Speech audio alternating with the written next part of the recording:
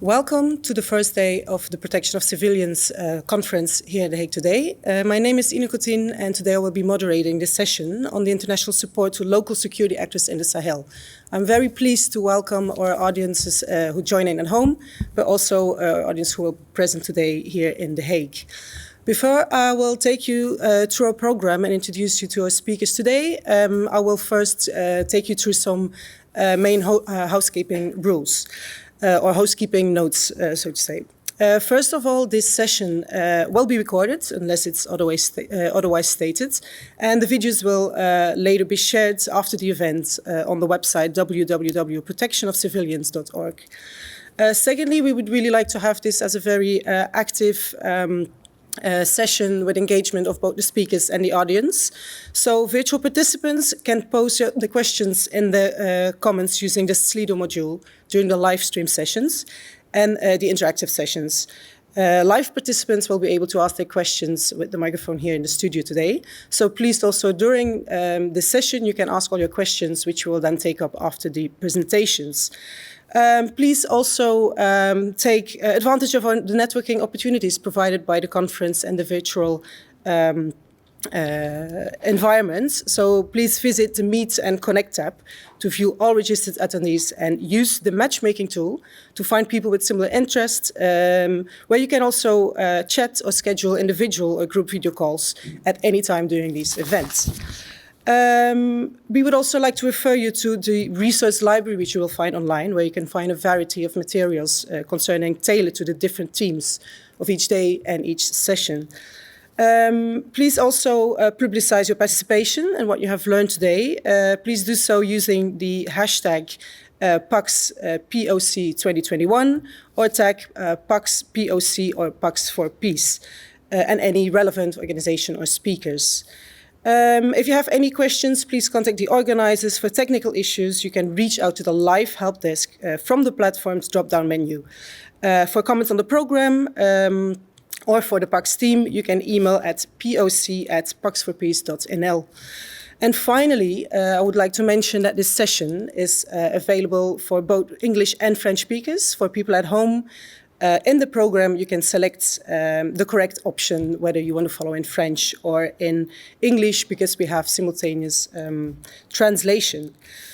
So now on this session, many attempts have been made by international actors to improve security, to training, either equipping or partnered operations, not in the least in the Sahel region. Yet rarely the extent that these efforts protect civilians, or at least do not harm them and do not worsen conflict dynamics, are considered. And this is exactly what our esteemed speakers, who I will introduce to you in a moment, will reflect upon during this session. So without further ado, let me please introduce to you to our first speaker of today, Mrs. Kambiré, Regional Conflict Analyst at WANEP, the West Africa Network for Peacebuilding. Welcome, Mrs. Kambiré. Second, we have Mr. Guiryanan, Executive Director of BUCOFORE, Bureau de Conseils de Formation, de Recherche et d'Études, who we are lucky that he's joining us today here in The Hague. And lastly, our third speaker is Mrs. Diallo, who is the President of AFARD Mali, the national group of the Association of African Women for Research and Development. Welcome, Mrs. Diallo. Today, before we go to the different speakers and the presentations, I would like to indicate that from now on, the rest of the session will also be in French. So speakers will be presenting in French. They will follow each other without a break, and then after we'll open the floor for questions from the audience. So I would like to now give the floor to Mrs. Kambiré with the first presentation. Good morning, everyone. Thank you, Ine Coutin, moderator. Before I start, I would like to ask you to commemorate all the victims of insecurity in the Sahel region. Talking about the context of insecurity in the Sahel, especially the last decade, I don't have to talk too much about it. We all know what's happening, but I would like us to understand the terms used during this discussion. Next slide, please. So, it would be interesting to understand the different terms that will be used when we talk about international support in terms of security. And support is defined as a number of administrative activities and logistic activities that helps the people to ensure their mission in times of peace or war. So there are different types of support, 28 types of support. Currently in the Sahel, different actors are active: ONU, World Bank, and the International Monetary Fund. We also have the European Union and the African Union. There's ECOWAS and UMOA, and France, United States, and Russia. So all this support is given through multilateral or bilateral cooperation relationships with the states involved. The local security actors are numerous. You would say these refer to all the forces trying to ensure security: police force, military police, and the local initiatives can also be counted. For example, in Burkina Faso, you have the volunteers for defending the nation. So, to go right into the depth of the subject, I will give you a presentation of elements you must be aware of. In Sahel, there are more and more attacks, whether terrorist attacks or internal attacks. They have created a lot of issues. Thousands of people died. Many people are injured. Millions of people are internally displaced people and refugees. Thousands of schools have closed. Millions of students cannot go for their education. Economy is declining. No longer any investment is made. Health structures are raided or burned down. Hundreds of civil servants leave their posts. So while we have international support through training of the FPS, equipment provided, and also humanitarian aid given to civilians, what went wrong? If you look at all the interventions, you should expect favorable results. Well, according to our research, the information we found, agreements about defense are not transparent, whether it is to defend a country, special projects, donations, or bilateral cooperations. Often the capacities provided are not aligned with the needed capacities. So there is also a question of corruption of certain actors. So I will not mention the states, but often war material that should be ordered is wrongly executed and provided late, and the material provided is not adapted, giving rise to difficult security situation. And MONUSMA in Mali, their mandate is not adapted to provide adequate support to the FPS to fight against terrorism. So in Sahel, there's not enough support to these forces by the other African countries. So according to Architecture of Peace and Security in Africa, provided by the African Union, the regional economic communities should manage defense and security. Now, some actions do have a favorable effect, but it's not enough. So if the international support could be provided through that framework, it would be favorable. So there should also be logistical support in the different countries, the 5 countries in the Sahel. It would be enough to provide security to the civilian population in the region. So I would like to ask you to contribute to the thinking process. If support provided by international community to local actors in the Sahel should go through the states, maybe through other parties, it would be difficult because there's also the issue of sovereignty. As I said, we should not throw away the baby with the bathwater. So we have heard that for international support to the FPS in Burkina, there is a project called Rapid Action Groups of Intervention in Sahel, GARCI, funded by the European Union. So the towns of Tuni, Barani and Ilionoro at the western part of Burkina Faso, where military police is starting their activities, even though there are issues there. So the MINUSMA has civil components and military and police components. They contribute actively to the protection of civilians.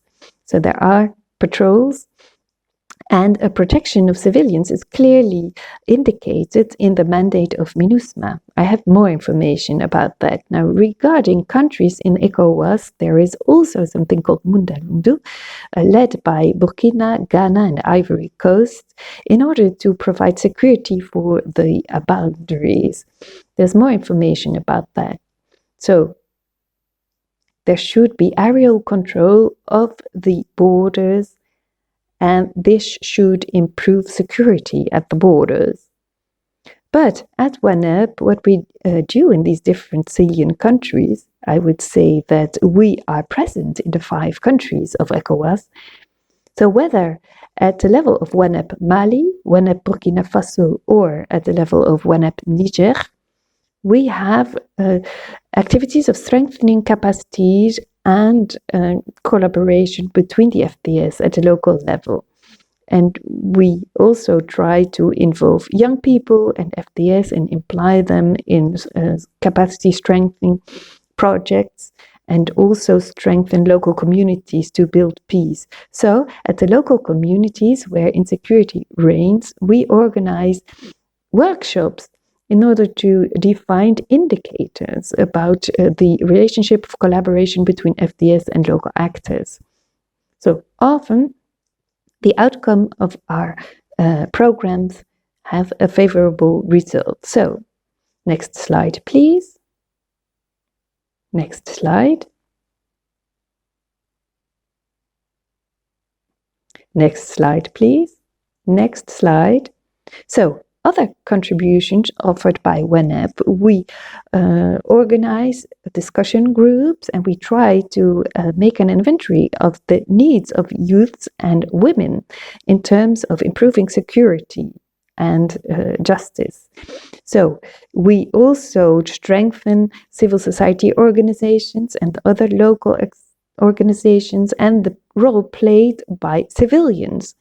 So we try to organize dialogues, multi-actors, to talk about governance and security. Next slide, please. We are waiting for the next slide. There are some technical issues. We should see the recommendations on the screen now, because Inocutin only allowed me 10 minutes talk, so I need to have the next slide on the screen.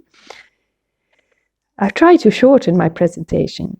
Okay, so the recommendations we can do for the different actors active in the Sahel region. For the states, we recommend to fight against the bad governance and corruption. This is really important. We should read again the agreements and treaties for defense. This should be done by the national assemblies and civil society to defend the interest of the whole population. For ECOWAS, we should mobilize the member countries in order to provide logistic and multinational support to the Sahel countries that are facing terrorism. For example, Burkina Faso, at the southern part, there should be aerial support, and we see that during 3 months' time, the situation could be reversed. So, about the United Nations should give a stronger mandate to MINUSMA to fight against terrorism. MINUSMA needs more power in order to fight against the armed terrorist groups. So, related to civil society, in Mali, Burkina, or Niger, we should organize civil debates and discussions in order to rethink international support provided to local actors in security in order to guarantee a better protection of civil population.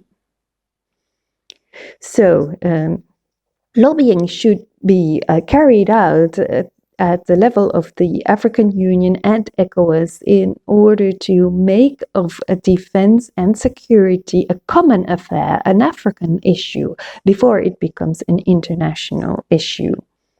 We should intensify activities of promotion and peace building by strengthening the capacities of local actors. FDS, for example, people who are elected at a local level, community leaders, religious leaders, young people, women, and organizations of civil society on different themes: protection of civilians, early warning, fighting against extremism and radicalization, and collaboration between FDS and populations, and also activities that are of interest of the local community. So, victims of violent extremism should be supported, especially women and young people, the refugees in camps, the people who are displaced persons, through humanitarian actions and creating special groups. So these are among the several recommendations we have to help protect civilians. Thank you very much. Alice, merci beaucoup pour votre présentation. J'ai vu. Thank you for your presentation. I've just been informed we have no more time to allow you. So is there a last remark? No, we'll close it at this way.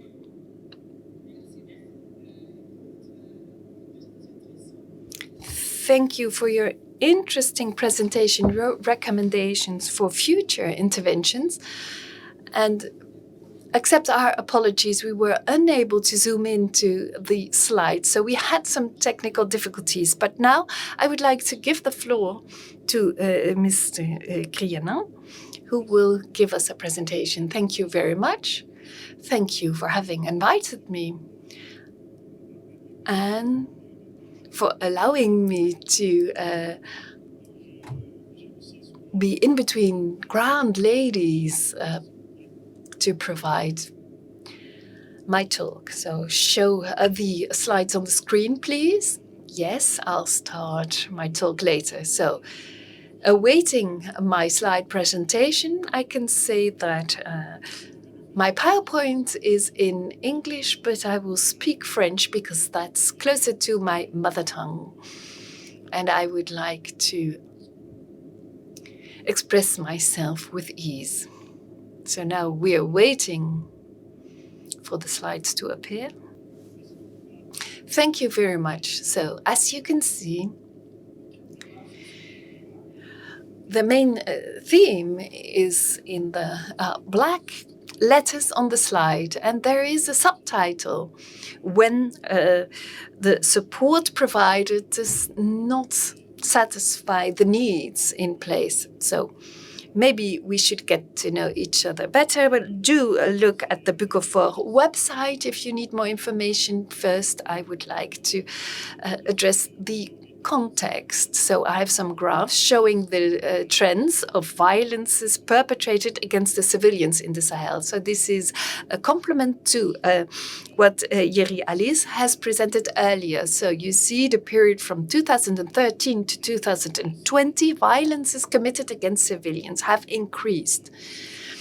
So in the G5 Sahelian countries, Burkina Faso, Mali, Niger, Mauritania, and Chad are the main countries where this occurs. So the large tendencies are that the forces and army aggress the civilian population. So armed groups, and the champions are Burkina Faso and Mali. You see, they are leaders of violences of armed groups against civilians. Now, among armed groups, there are also self-defense groups.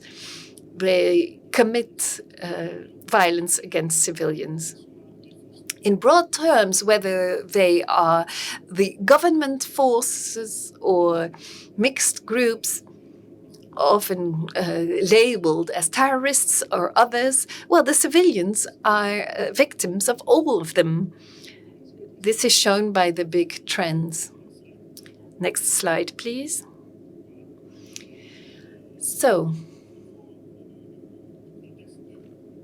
the second context overview slide shows that within armed groups, when you try to distinguish the differences between government forces and terrorist groups or other violent groups, countries like Chad and Mali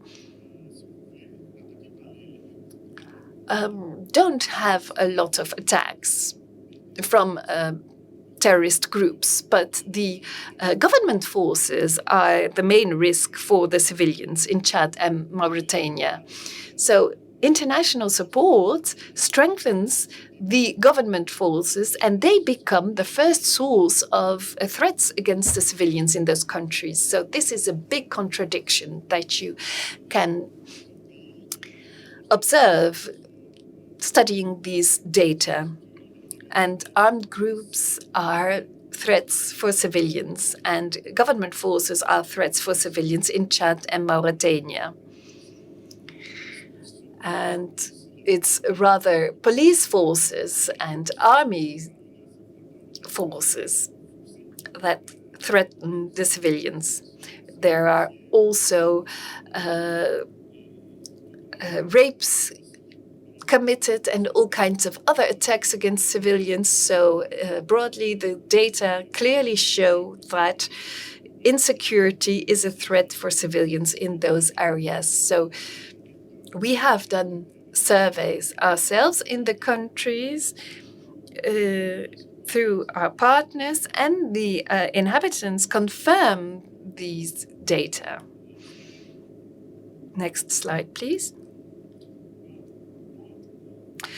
So we've just seen that violence is generally felt in the area, and on the map you see the presence of foreign forces that are supposed to help the region get out of violence. So there's a bilateral collaboration with European Union, United Nations, but also multilateral partnerships with Germany and France, a lot of help given to armies, and have order reign and the state of law rules. So the first support of military intelligence, and then other countries represented. You see their flags on the map. So the Netherlands have recently arrived in Mali 3 years ago. So they also tried to provide some support. So the number of flags shows the involvement of other countries and support received by the local powers. But the impact is not really favorable to fight against the violences committed against civilians. So overall, there's a lot of support provided by foreign forces, but the violences increase and intensify more and more. Next slide, please. What justifies the mobilization of parties involved and the increase of violence committed in the region? Security as a public good has not been correctly identified, to my opinion, because when you talk about security, as English speakers use, it's not hard security, it's rather the whole of complex relationships you have with the armed forces, the military forces. Actually, security has been reduced to terrorist or migration issues. This is what the international partners try to see, and this reduces the picture that is actually happening in the field. So, arms and multi-pronged help provided to the local actors can be found in the hands of criminals. So some armies are weak and the attacks are committed in order to get the arms back. And corruption is also something that occurs really frequently. So you see that military officials sell arms to criminal groups in order to get some money, and this is also a difficult situation. So the international partners have helped the criminal forces committing violence against the civilians. So as we have seen before, instability is linked to the fact that the armed forces supposed to protect civilians are a huge threat for civilians compared to armed militia or terrorists. So the insecurity and instability is increased and intensified by the help. And there's no democratic control of the armed interventions. So especially in Chad, when a civilian wants to address the issue of security, all doors are closed to that individual. And then officials say, this is a corpse moving. I'm not allowed to say this. We are excluded from the topic and we cannot contribute to the management of security situations in the countries. So international support, in my opinion, should center around security, and civilians should be involved and mobilized. And partners should enable our representatives to help and try to fight against insecurity in these countries. Next slide, please. So here you see pictures of violence. To illustrate it, I've brought some pictures. We have withdrawn the most horrific pictures, but here you see a vehicle on fire, corpses of killed soldiers. The situation is quite serious, but you see there's collateral damage, but also the dead soldier is considered to be collateral damage, and the family members should be compensated by the United Nations, by the civilians that have been mistreated and abused by armed forces. They get no compensation whatsoever. And not everything is broadcasted. Not everyone is aware of the crimes committed against civilians. And we have tried to collect pictures taken by soldiers coming from Mali and Chad. They have their telephones with which they took pictures, and we try to propagate them to show how much violence is committed against civilians in those areas. Next slide, please. So, it was mentioned it would be important to describe the environment in which we have to work. So security issues are taboo in the Sahel. Civilians are not welcome. And we are a research center. We have been interested in security issues since 2015, and we try to do studies and surveys on a scientific basis in order to tell what's happening in the field. And in truth, we have a lot of difficulties of access to information. As I said before, it's considered taboo, and local authorities pressurize donors in order to withhold funding. And we try to do surveys and studies for donors, which will provide us with enough resources to do further studies.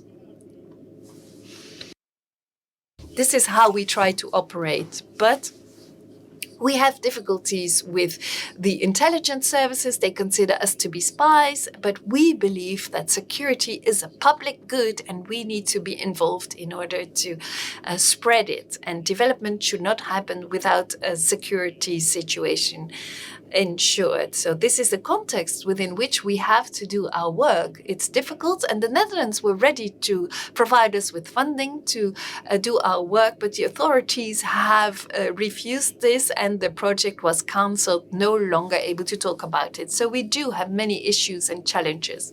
Now I'd like to conclude with some recommendations. Next slide, please. I have 3 recommendations, but all 3 of them address the same issues. So my first recommendation to international partners, because that's the first resource to fight against insecurity in Sahel, well, do involve civil society. It's important. Civil society should be a partner, a countervailing power.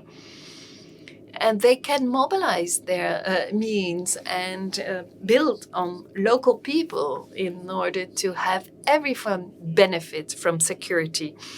And Europe and other countries are interested with security. So do mobilize and have direct contact with bodies of the civil society.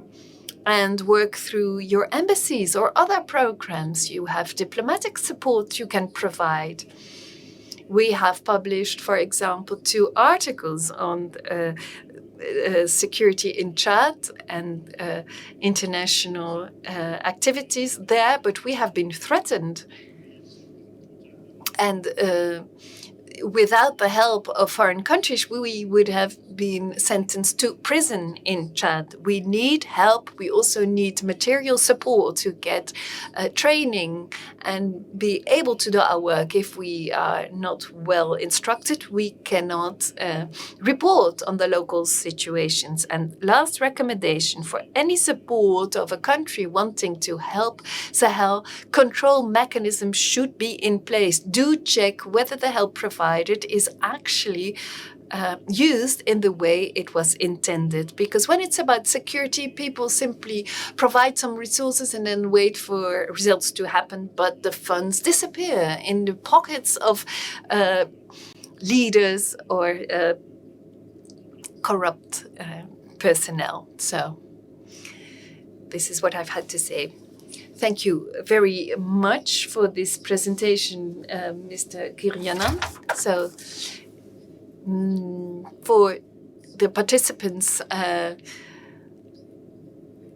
in the stream, do ask your questions either in French or in English. Add your name and the organization you present if you like, for us to know where the question is coming from. At the same time, I have just been informed that there have been some technical issues with the interpretation. Everything's working well now. Good. Then we can simply go on and give the floor to Ms. Diallo, who will give the last presentation of this session. Thank you very much. It's a pleasure for me to contribute to this very important panel, and I do hope that this will be a useful contribution for future interventions. As I'm the last speaker, I may repeat things that have already been mentioned by the previous speakers, especially when trying to focus on the context. So, in terms of context, these are important aspects related to the humanitarian situation in the Sahel region. It's a situation of insecurity which is intensifying because of armed conflicts, because of the multiplication of terrorist attacks in the whole region, and secondly, the displaced persons are multiplying as well, and the situation is very difficult and precarious in the regions they try to find safety.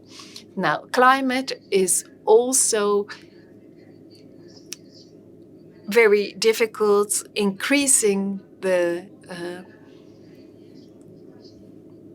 difficult situation in which the refugees have to be housed, and we have a lot of social issues. This weakens all help provided by the international community. Another feature related to context are the armed groups we share within the three countries, jihadist forces, but also local armed forces, rebel groups, more than in Mali or in Chad, Burkina. We also have the traditional fighters. They use the pretext of self-defense, but actually contribute to armed conflicts, especially in Western Africa, in Burkina Faso and Mali.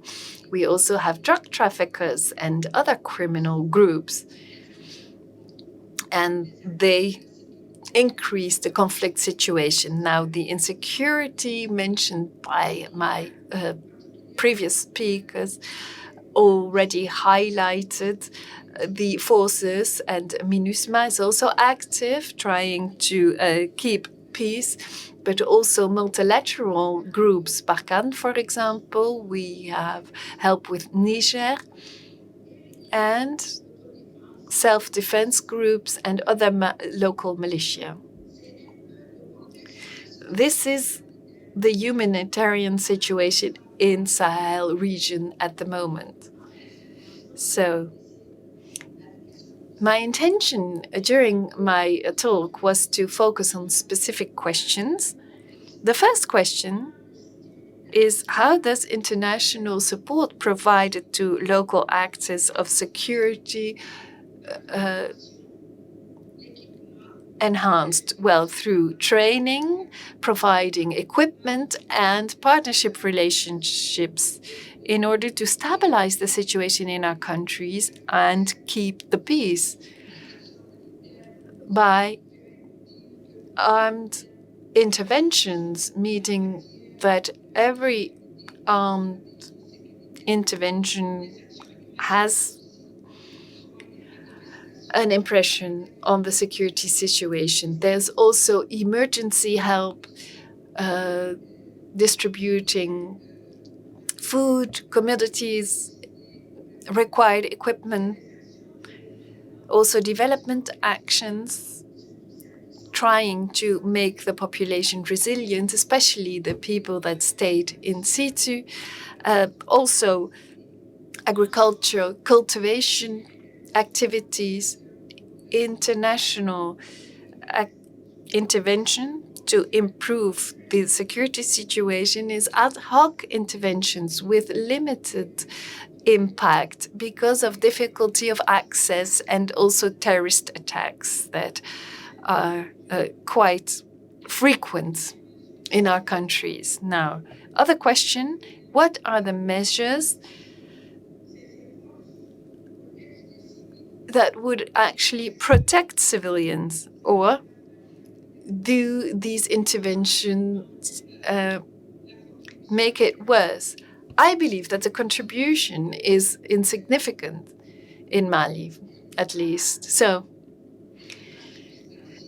it's negligible because the international support provided until today has not helped to reduce the number of displaced people. There are many villages that are burned to the ground, everything destroyed in Mali, especially every day of the week we hear about whole villages burned, and the population is feeling the hunger and seeing everything destroyed. Many civilians are killed. And regardless of the presence of thousands of soldiers for international armed forces or other parties supposing to contribute to peacekeeping. So I believe that considering the failure of states and the closing of schools, the unavailability of social services, it all goes to show that when there is support provided, humanitarian help provided, it does not contribute to help the state build itself to become a state that establishes the rule of law.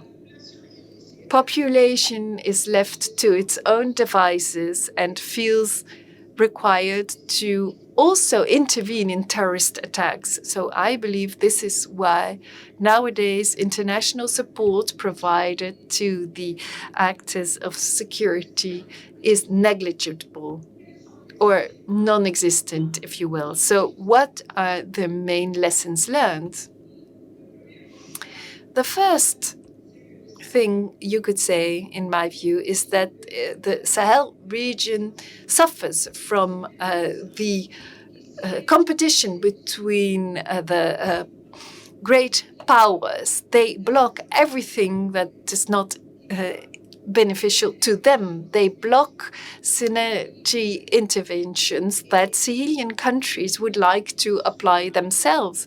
And they have not been efficient in their contributions of armed actions against rebel forces. So, to end on a cynical note, actually, these powers are the arms manufacturers that contribute to the violence in the Sahel region. Another lesson learned is that there are early warning systems that are structured and sophisticated, but they do not seem to be inclusive. So early warning systems are not available to the population.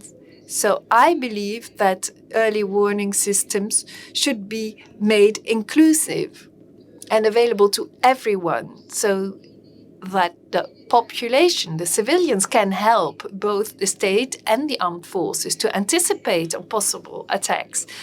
Third lesson is that we see the importance of a holistic approach, because human safety, human security, health and food security, it's all necessary. Local resilience measurements would also improve the situation. So holistic approach is efficient, and all the actions need to be improved. Another lesson is the Sahelian governments have failed because of bad practices, and this has not been taken into account in strategies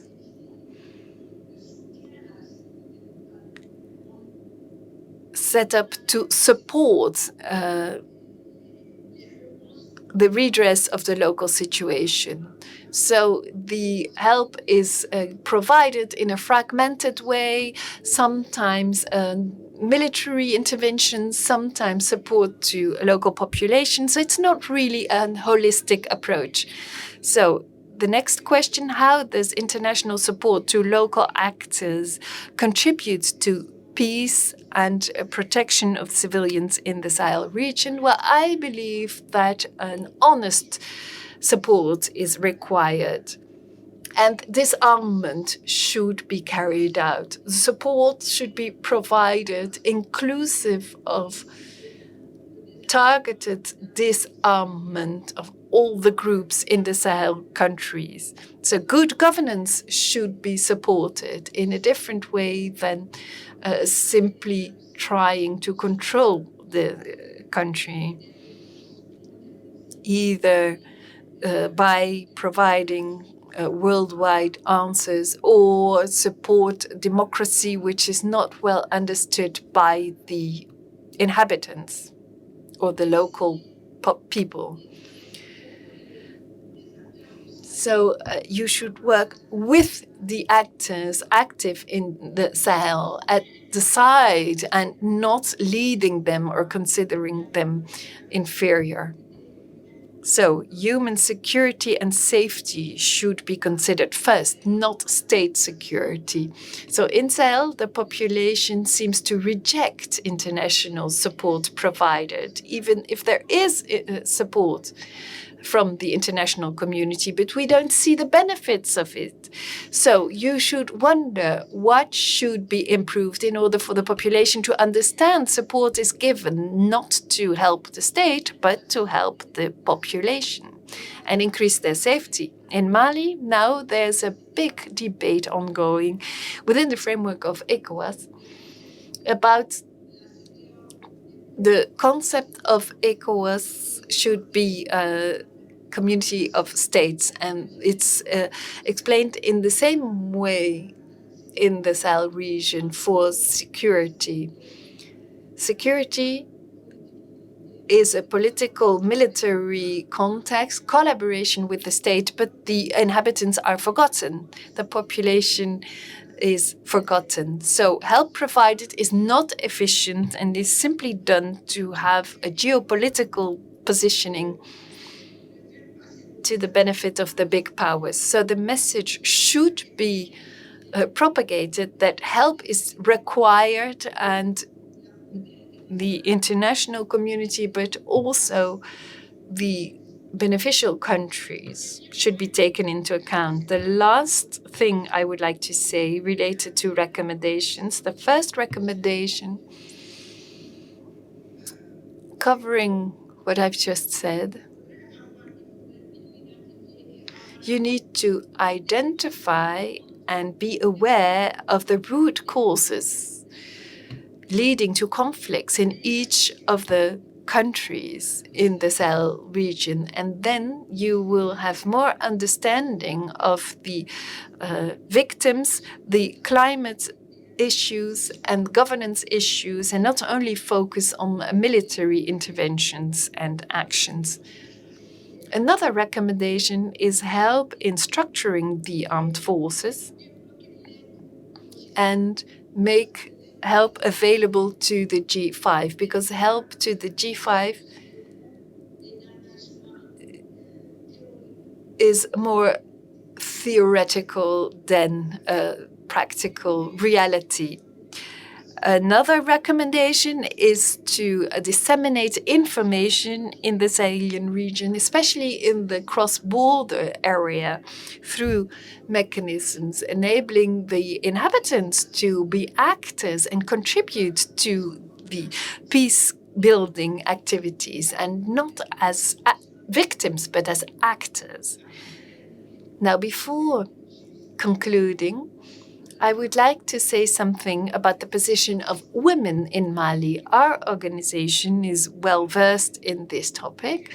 So the women in Mali, our organization, AFARD Mali, promotes the situation of women and also finds data on extremist actions and actions committed by our states and foreign forces and the impact on civil society in peacekeeping missions in the Sahel region. So we have a lot of awareness-raising missions and also try to train women and make them aware of their rights in order to help the most vulnerable people and make them more resilient. We try to contribute to better knowledge about the local populations, and through feminist work, we highlight activities organized in order to fight against sexual violences committed. Now, as a last word, I would like to say, in terms of conclusion, that the relevance of international help provided is not well perceived by the inhabitants of the Sahel region. Otherwise, there wouldn't have been as many manifestations going against the support provided. So the intention is to help us. However, people are only interested in their own benefits. And so the relevance is not clearly perceived, and we need the international community to think about that when they try to provide help. So there is a potential for peace, and international support is required and could be helpful if it were more efficient, more altruistic, and more taking into account the interests of the local people in the Sahel region. Thank you very much. Thank you very much, Ms. Diallo, for your presentation and your thoughts on these topics. So we have listened to 3 presentations, and I would like to open the floor for a question and answer session. We have already received some questions through the Slido app. And the first question is for Mr. Guiryanan. So what's the level of involvement with civilian actors of the international community? So the United Nations system. Mr. Dominique, I'm sorry I can't read your surname, has asked this question, but you have the floor, Mr. Guiryanan.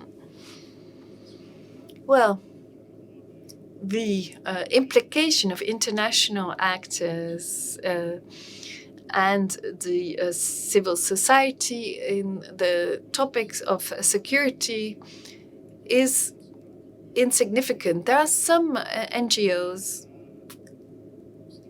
able to help Western states represented in the Sahel region to give advice on projects, but these are really rare cases. And these are NGOs specialized in security issues. But there are partners who will contradict what's being said in the field. And they go against what the national states provide in terms of information. So you won't find it in Mali, not in Niger, not in Burkina Faso, not in the Chad. So I think the system is pretty weak in that respect. Thank you very much for your answer. Second question, I'll give the floor to Ms. Kambiré to provide the answer. The question was asked by Mr. Roger. I'm sorry, I can't read the name very well, but what's the current level of involvement of civil society organizations in the support provided and the implementation?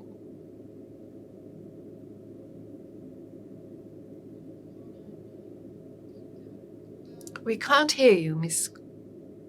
Kambiré. Your microphone is off.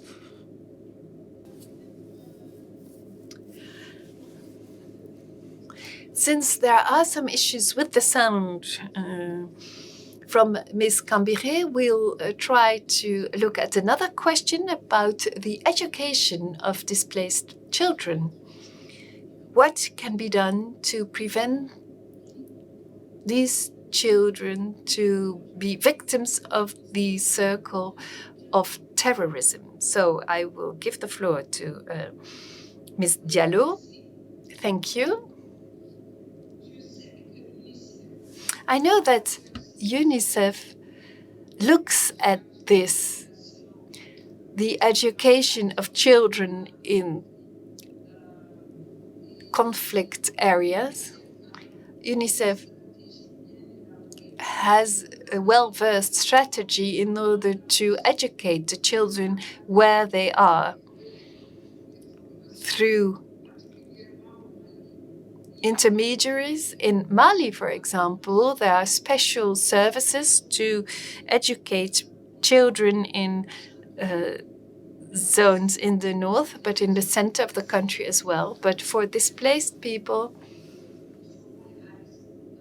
in the zones where the situation is relatively stable, so the brothers, and at local levels there are other organizations setting up projects for education. But in the risky areas, it's impossible to have the children attend any sort of class without risking their safety. So the children do nothing.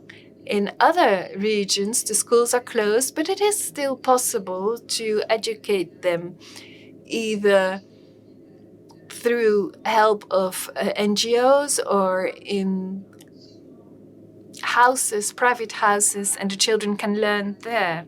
But once more, in Mali, there are special programs where children are brought to more safe areas in order to educate them. And also to further their education. So not only the basic training, but get some coaching. For example, people from Tontou, they have been brought to Bamako and be able to receive some training there. Thank you very much. I'll look at my colleagues to see if sound is restored for Ms. Kambiré. No? Then we'll have another question for the other panel members. So it was mentioned that training is needed for the security forces, both at a local level and at a national level. Could you please explain what kind of training you are thinking about? Which would be the most urgently required? Well, I haven't really said that. I can't say that training is needed for the armed forces. What's lacking is not training. They have been trained, but they still commit violence because, well, the context allows this. So a soldier that kills a civilian, no sanction, so the next day he'll repeat it. So the armed forces get trainings about human rights, how to respect civilians, but there's no sanction in case of violation of the rules. So what I tried to say is the civil organizations, the civil society organizations need training. They need to address the topic and do awareness raising, but you need specific skills in order to do that. So that's for the civil society organizations. And for my own group, we are researchers. We should be able to publish everything we want related to the security situation. But now, considering the circumstances, we can't publish everything in the public domain. So we need training. But the armed forces have enough training for themselves. What's important? Governance, democracy, in order to have respect reign. Thank you for your answer on these questions. Now let me check whether we can listen to Ms. Kambiré. Still no sound there, sorry. So maybe I'll look at the participants here in The Hague. Maybe they have questions. No question here. Then I will ask another question to Ms. Diallo. The question goes as follows. How are local peace and security committees in Burkina Faso and Mali used in order to create a link, a closer relationship between civil society and armed forces? Well, before answering that question, I would like to respond to what my colleague has said about training of the armed forces. It's true that they have received a lot of education, but it's never too much. Strengthening skills and capacities is important, and I believe that you can always add more training. I agree with everything he has said, and trainings on gender equality and social justice and equity, fairness. Many civil society organizations defending women's rights undertake those trainings with the School of Peacekeeping based in Mali. We try to continue training also armed forces active in the field.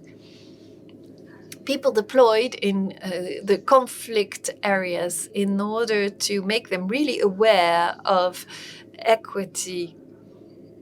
And they should be able to respond quickly when abuses are committed. And they should be noted, either economical abuses or violations or sexual abuse and violations.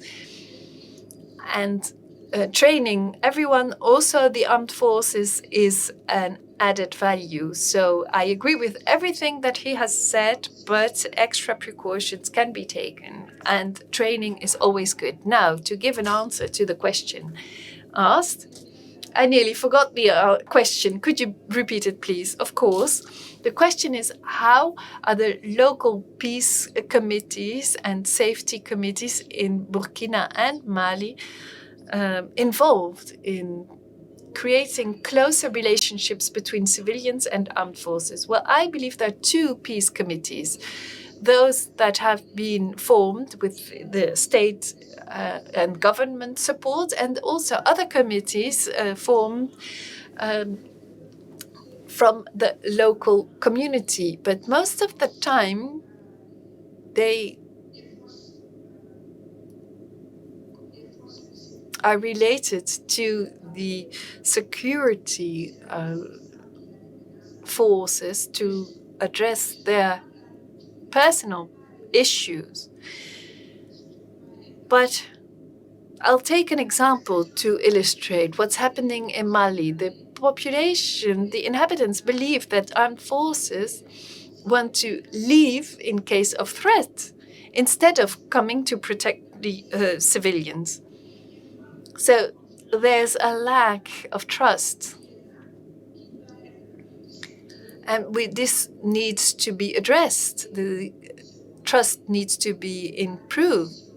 And for this, awareness raising is required and collaboration is required.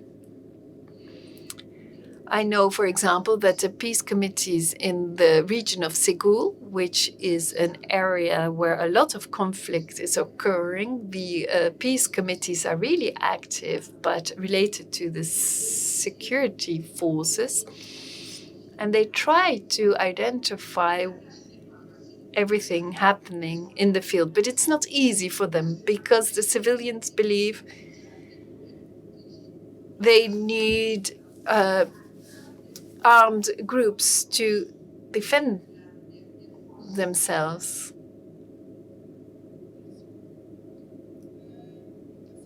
Thank you very much. We've received another question expressed by Ali Idrissa from Niger. He says, hello, I would like to know to which degree local NGOs or international NGOs are involved in the implementation of G5 Sahel. First, you get the floor, and then maybe another panel member can respond. Okay. For G5 Sahel, the civilian forces, so civil society organizations, should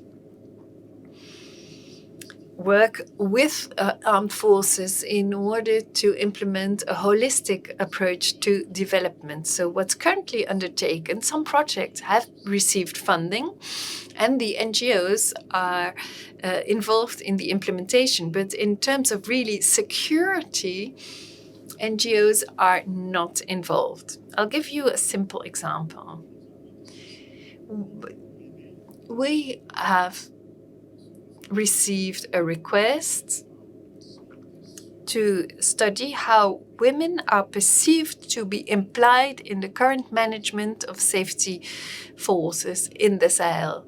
So in Chad, we did not get permission from the Ministry of Security to carry out the work because we are considered to be a civilian organization and we're not allowed to ask police officers or soldiers any formal questions. So we have been approached to carry out the work, but it's impossible for us to do. And the report we write will not be accepted by the national government because they have not given their permission. Other governments have allowed a civil society organization to carry out the study, and so they will accept the report. But for some topics, it's fine, but if it's about safety and security, you are not acknowledged and are not allowed to act. So I believe contact has been re-established with Ms. Kambiré. So I'll repeat the question that was asked earlier. What is the local degree of implication of civil society organizations in defining the needs of support and modalities of implementation? Thank you very much, moderator. I will say that the work carried out by WANEP with national networks in Mali, Burkina, and Niger, we have managed to get in touch with some armed forces in some localities, and we continue working with them. So if you look at our website, you'll see that in these 3 countries, there are intense activities undertaken together with security forces. But it's not only that.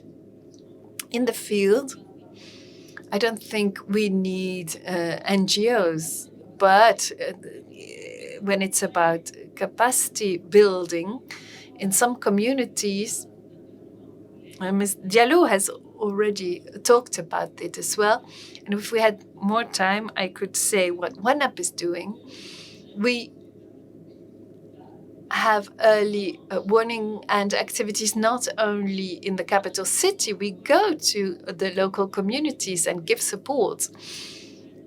And there's a resource person needed for communicating all the information, and we do that. And in a country like Burkina Faso, we have 45 monitors in the field in order to disseminate information. So we work together with security forces as much as we can to strengthen capacities and work in the field, and we do it in a formal manner. So we do not work in the dark. No, we do it openly, and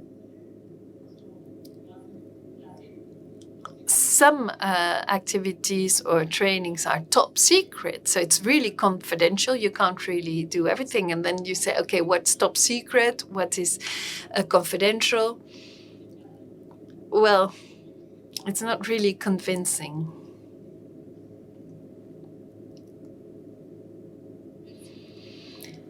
Thank you very much. So I see on my screen another question. Could you do forgive me?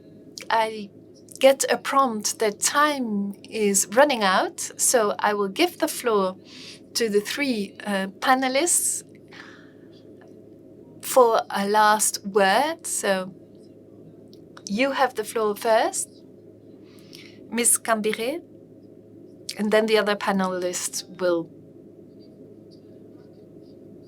offer their concluding remarks. Right? So it's not really a conclusion, but a cry for help that we send out to everything and all parties involved in the Sahel region. In case of support, security situation is difficult, and local individual doesn't understand that support provided does not improve the situation. So there should be something else happening.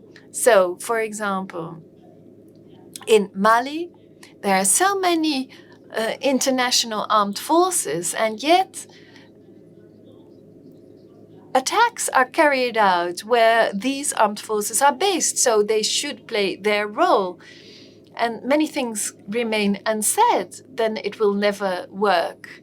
So the civilians in African countries should also mobilize themselves and work together.